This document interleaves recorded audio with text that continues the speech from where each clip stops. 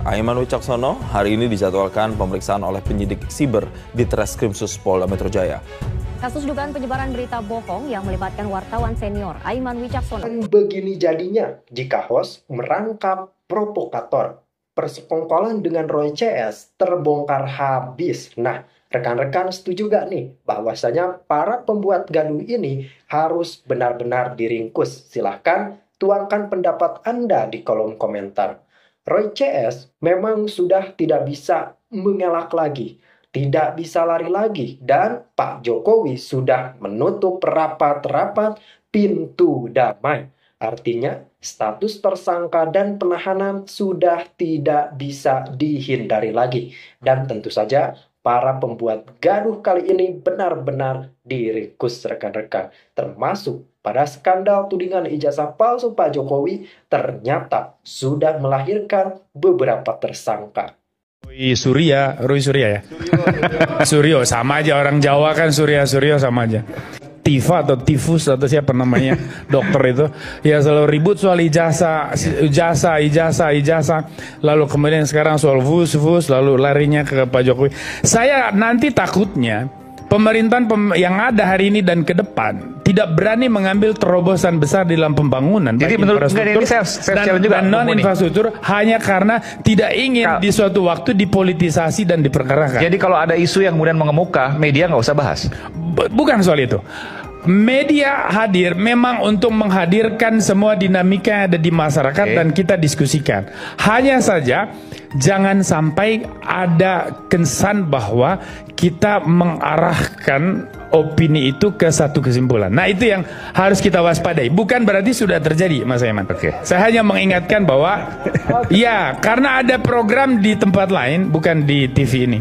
Di tempat lain itu memang hadirnya betul-betul untuk menggiring opini seakan-akan negara, pemerintah ini salah dalam semua hal. Nah, demokrasi hanya sehat kalau ada fairness di kita, di pihak negara, di pihak rakyat, dan di dalam berkomunikasi entah kritik, entah protes, itu semua harus punya dasar dan tujuan yang baik. Pikir kan, daripada jauh-jauh ke Solo nyari makam orang tuanya Pak Jokowi, mending ke makam nenek moyang mereka kan lebih bagus kali. Betul. Yang lebih bagus lagi mendingan mereka dimakamin, Bang. Itu bagus banget, Bang. Sudah top itu, daripada dia kunjungin makam-makam nggak selesai-selesai, mendingan mereka dimakamin, Bang. Lebih keren kan ada batu nisan Roy Suryo ya kan, terpengikutnya pada jarah kan gitu. Keren tuh, Rismon Sianipar, ahli forensik ya kan, lulusan UGM. Dia itu situ ada batu nisannya, ada yang datang ya kan, ziarah gitu kan, orang-orang yang mama yang ompong-ompong itu ya kan. Oh, Rismon, kau adalah, kenapa kau pergi duluan? Aku ikut dong, nggak ada. Harusnya gitu, bikin batu nisan bagus, Bang gitu. Jadi ada sejarah bahwa Rismon ini adalah pahlawan kebodohan, Roy Suryo ada pahlawan ketololan di Indonesia gitu. Jadi mereka punya ranking tersendiri. Siap. Nah, ini yang lebih seru, ya. Pak SBY bayar utang itu 1.840 triliun. Selama pemerintahnya 10 tahun itu bayar utang 1.800 triliun. 1.840 triliun. Oke. Pak Jokowi bayar 5.323 triliun. Wow. Nah, hampir jadi 3 kali lipat. Ya, 3 kali lipat, 2,8 kali lipat. Maksud saya, Mas Budi, selalu kita terjebak dengan apa? Framing dengan hoax yang seperti itu yang dibuat orang-orang untuk membodohi masyarakat kita. Itu nggak baik. Karena negara ini tidak bisa diurus secara putus-putus kan. Iya. Dari zaman Soekarno punya utang ke Soeharto ke selanjutnya lah sampai sekarang. Emang bisa dibilang, oh utangnya Soeharto suruh Soeharto aja yang bayar gitu, bisa gitu. Ya kan, yang makan kita semua juga gitu kan. Nah, ini yang saya pikir ketika berpolitiknya kita itu kacau banget. Ini kalau nggak diperbaiki, ini justru yang berbahaya buat bisnis. Jadi ya, saya teruskan yang tadi lagi ya. Oke. Jalan negara, revitalisasi. Pak SBY mau bangun 11.350. Dia lebih banyak bangun jalan. Ini sama revitalisasi ya. Revitalisasi itu jalan yang sudah ada itu bisa dibesarkan atau bisa ditimpa dan sebagainya. Pak Jokowi itu membangun 10.700 kilometer. tapi tolnya 2.700, dia lebih banyak daripada Pak SBY. Pak SBY bangun tol 350 km, Pak Jokowi 2.700. Ya. Jadi unda-undi saja dia. Bendungan. Pak SBY bangun bendungan 7, yang 18 itu bahasa yang dulu kita pakai itu mangkrak. Itu diteruskan Pak Jokowi ditambah lagi 56. Jadi Pak Jokowi itu bendungan itu 60-an lebih kan. Jadi terus apa lagi? Bandara revitalisasi 16, Pak Jokowi 15. Yang baru Pak SBY 39, Pak Jokowi 38. Berikutnya apa lagi yang tidak ada kaitannya dengan pembangunan langsung? Freeport. Berapa presiden membiarkan Freeport 9% sahamnya? Diambil Pak Jokowi, dibayar 60 triliun, uangnya Inalum kan? Kita ingat itu kan? Ya. Petral. Berapa presiden menikmati Petral? Kita nggak usah mengatakan mereka terima komisi. Tapi kenapa itu didiamkan? Kalau itu ada mafia minyak di sana. Januari 2015 dibubarkan sama Pak Jokowi. Ya kan? Saya waktu itu ingat kalau dia mau terima $1 aja. Satu hari $1 juta diterima. Berikutnya apa lagi? Sumur minyak. Blok Rokan Mahakam. Diambil Jokowi. Wilayah udara Singapura. Diambil bulan Maret 2024. Yang sudah tahu dari tahun 46 dikelola Singapura. Jadi kita mau ke Riau, presiden lapor dulu sama Singapura gitu kan. Apalagi kunjungan ke Papua. Semua presiden cuma sekali kunjungan. Jokowi 18 kali. Jadi kalau kita compare benchmark, kan harus ada data gitu. Jadi kalau tidak, ya kita ribut yang seperti sekarang ini, Mas Budius. Kesimpulan Pak Yas dari indikator-indikator makro antara 10 tahun SBY dengan 10 tahun Pak Jokowi tadi, ditambah dengan misalnya infrastruktur dan kemudian ada juga penekanan kepada perhatian yang sangat khusus kepada Papua, ya. Itu apa yang Pak Yas simpulkan dari angka-angka yang memang sudah muncul ini?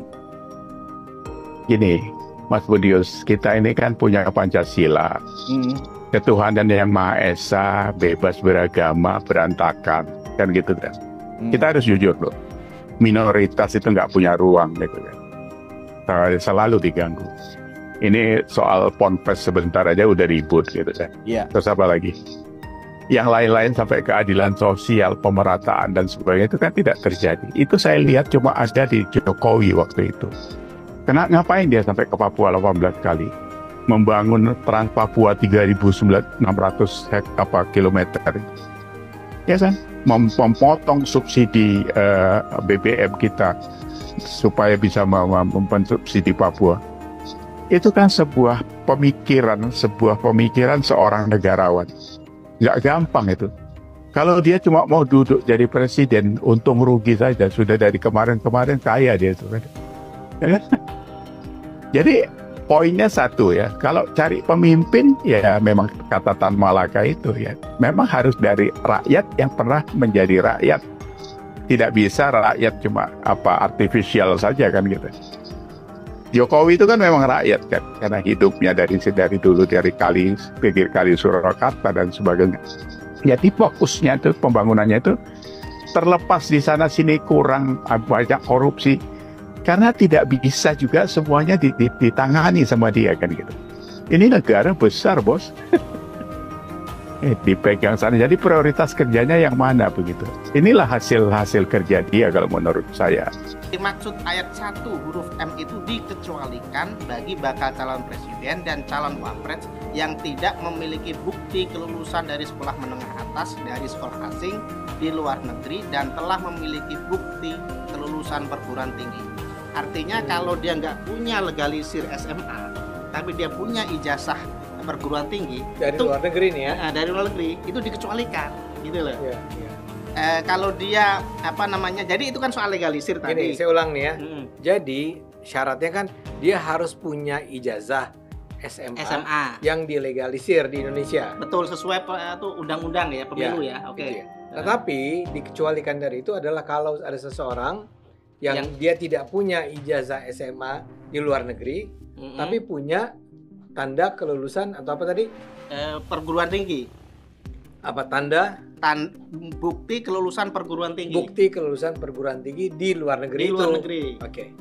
Jadi nggak dibutuhkan lagi legalisir SMA-nya di luar negeri, asalkan dia punya bukti perguruan tingginya, gitu. Dia pernah lulus di perguruan tinggi. Jadi peraturan KPU itu hanya memperjelas saja undang-undang yang tentang pemilu tadi, tapi oleh Roy Suryo ini dikatakan ini permufakatan jahat.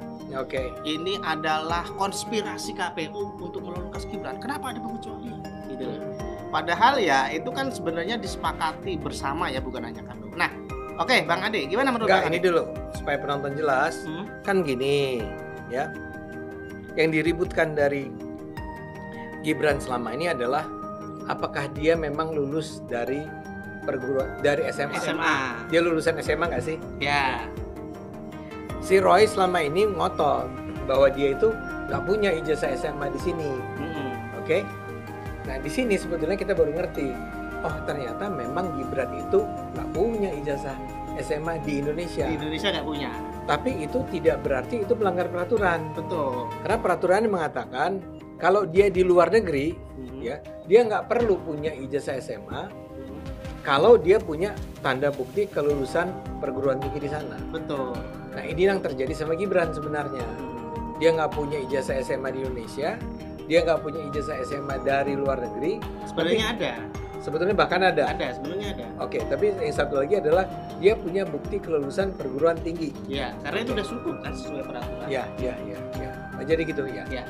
Nah gimana Bang Ade menanggapi spin dari Roy Suryo ini? Bahaya loh, karena dia menafsirkan pasal aja ngawur, kemudian menafsirkan ulang ininya. Tapi yang terpenting adalah tuduhan dia. Tuduhannya mana? Yang tadi Anda katakan, konspirasi tadi, bahwa ini adalah upaya jahat, permufakatan jahat KPU yang dilakukan oleh KPU. Ya. Bayangin loh, KPU-nya sekarang dianggap dengan sengaja membuat aturan yang menyebabkan Gibran bisa lolos. Tapi dengan cara yang sebenarnya nggak benar. Tapi tuduhan itu sendiri sebenarnya sangat esensial nih. Betul. Sangat mendasar di sini. Ini kayak aja mereka-mereka ini kan juga menuduh bahwa Mahkamah Konstitusi kita itu sebetulnya disetir oleh Jokowi agar Gibran bisa lolos jadi calon wakil presiden. Jauh lebih besar memang, ya. Tapi kita tahu sebenarnya kejadiannya seperti apa. Semua orang waktu itu bisa melihat bahwa enggak dong, itu bukan Jokowi yang melakukannya. Mahkamah Konstitusi memang akhirnya setelah ada voting memutuskan bahwa kalau seseorang itu belum berusia 40 ya? 40. Di bawah 40, tapi dia sudah pernah menjabat menjadi kepala daerah yang dipilih melalui pemilihan langsung oleh rakyat, dia boleh jadi calon wakil presiden. Betul. Tapi yang disalahkan kemudian Mahkamah Konstitusi kan? Ya. Oke, itu satu hal. Sekarang kita kembali ke KPU. Roy ini kan ngotot sekali bahwa mula-mula Jokowi itu tidak lulus palsu. Ijazah palsu UGM. Iya. Itu jalan terus dan sekarang kayaknya sudah akan masuk ke pengadilan nih dan mungkin sekali Roy Suryo akan menjadi salah seorang tersangka. Tiba-tiba sekarang dibelok. Gibran itu juga nggak layak jadi calon wakil presiden ketika itu karena dia sebetulnya tidak pernah lulus. Oke. Dan dia berkeras bahwa harus punya orang itu harus punya yang namanya ijazah SMA di Indonesia. Kan mengada-ada. Gimana kalau orang lulusnya di luar negeri? Dan ternyata sekarang aturannya memang bilang bahwa kalau di luar negeri mungkin orang nggak punya ijazah SMA, ya, tapi dia bisa masuk ke perguruan tinggi, maka itu dianggap sama dengan sudah lulus SMA. Iya kan? Iya. Nah sekarang kenapa Roy Suryo harus ngotot nih bahwa itu nggak boleh? Ya. Dan bahwa itu sekarang ada di aturannya, itu menunjukkan KPU memang dengan sengaja seperti membuka ruang sebebas-bebas. Karpet merah buat Gibran untuk bisa maju di Cawapres. Ini kan mengada-ada. Anda tak bukti untuk menunjukkan bahwa KPU itu adalah sebuah lembaga yang melakukan permufakatan jahat itu dari mana? Kalau aturannya seperti ini kan logis. Kalau dalam pandangan saya, maksud saya gini, kan belum tentu sistem pendidikan di luar negeri itu sama dengan pendidikan di sini. Itu yang nggak dia pahami. Nggak mau dia pahami. Gitu ya. Bahwa bisa aja kalau di sana orang itu dari SMA, ya, terus dia ini yang terjadi sama Gibran kan gini, dia SMP terus pindah ke Singapura, ikut pendidikan sekolah menengah itu. Nah di ujung itu dia kemudian mengikuti pendidikan pra universitas, ya kan, untuk bisa masuk ke UTS Sydney. Karena itulah barangkali saya duga aja, karena itu barangkali dia katakan bahwa nggak perlu lagi ijazah. Dia kan ikut pendidikan pra universitas itu, masuk ke Universitas Sydney, tapi kemudian memilih balik ke Singapura, ke MDIS ya, kalau nggak salah.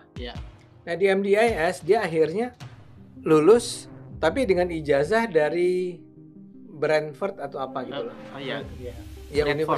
Bradford, Universitas di Inggris. Jadi kalau Anda lihat perjalanan itu, kita akan tiba pada kesimpulan dia itu sebetulnya lebih dari SMA. Betul. Dia bahkan ikut pendidikan tinggi. Memang tidak di Indonesia, memang tidak ada ijazah SMA-nya. Tapi seperti peraturan dikatakan, kalaupun dia nggak punya ijazah SMA, dia kalau dia punya ijazah tanda kelulusan perguruan tinggi, dia dianggap udah pasti lulus SMA. Nah jadi lagi-lagi nih, menurut saya ya, Roy Suryo sedang mengada-ada. Dan oke rekan-rekan, memang sangat menarik kalau kita berbicara politik. Nah, memang pada saat ini skandal tudingan ijazah palsu Pak Jokowi, meskipun ada beberapa pihak yang menyatakan bahwasanya ini tidak ada sangkut paut dengan politik, saya rasa ini tidak bisa dipungkiri bahwa skandal tudingan ijazah palsu ini adalah peristiwa yang sangat-sangat mencengangkan di antara kita semua. Memang pada saat ini netizen mulai jeli nih, kok ada beberapa host yang memang terkesan sangat memberikan kesempatan yang seluas-luasnya untuk Roy CS ini berbicara, memfitnah, termasuk dalam pusaran skandal tudingan ijazah palsu Pak Jokowi. Memang kalau kita melihat latar belakang ini dan itu ya, sudah tidak bisa dijelaskan lagi, mungkin rekan-rekan pun sudah jauh lebih paham. Dan kali ini Roy CS memang seperti yang saya katakan di awal tidak bisa mengelak.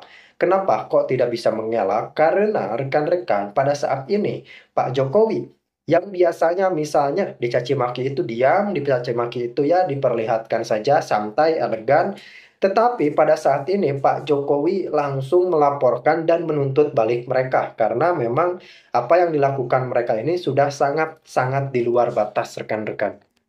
Mulai dari misalnya peristiwa di Solo, rekan-rekan ingat gak bahwasanya mereka pernah menggeruduk rumah Pak Jokowi. Kemudian peristiwa lainnya terkait mereka menggeruduk kembali makamnya Ibunda Pak Jokowi tanpa seizin Pak Jokowi ya rekan-rekan.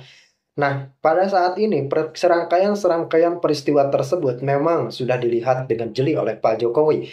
Bahkan Pak Jokowi menyatakan bahwasanya saya ini sudah dihina sehina-hinanya dan memang mereka patut mendapatkan balasan yang sangat-sangat setimpal. Karena bagaimanapun juga ketika ada tuntutan balik hadir, kemudian ternyata pihak kampus universitas yang mengeluarkan ijazah tersebut sudah mengkonfirmasi asli, kemudian uji lab forensik Polri menyatakan asli.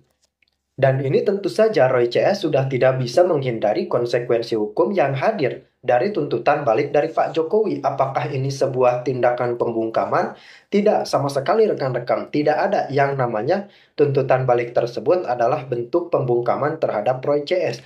Mereka ini sudah memfitnah Pak Jokowi, sudah menghina, segala macam kepada Pak Jokowi. Tetapi ketika mereka mendalilkan palsu, dan Pak Jokowi menghadirkan bukti untuk menyanggah fitnahan tersebut dan untuk membuktikan bahwasanya ucapan mereka bohong besar melalui keterangan dari UGM dan uji lab forensik Polri. Kenapa kok mereka teriak-teriak kriminalisasi? Karena untuk yang menilai dan memvonis asli atau palsu adalah pihak universitas yang mengeluarkan ijazah tersebut. Bukan malah kita melihat dari keterangan-keterangan Roy CS yang memang secara legal standing sebenarnya tidak memiliki legal standing apapun rekan-rekan. Nah, dari sini kita melihat bagaimana yang terjadi di antara mereka ini adalah pada saat ini panik dan mulai menebar fitnah kesana kemari, termasuk ijazah Wapres Gibran disentil-sentil, termasuk Makam juga diteliti, termasuk Jokowi ada buku lagi dari ciptaan dan karangan mereka, dan kabarnya soal dananya sedang ada sengketa ataupun indikasi sengketa, dan ini menandakan bahwasanya mereka semakin panik dan kelabakan total rekan-rekan. Tapi tuntutan balik dari Pak Jokowi benar-benar sangat menghantam mereka.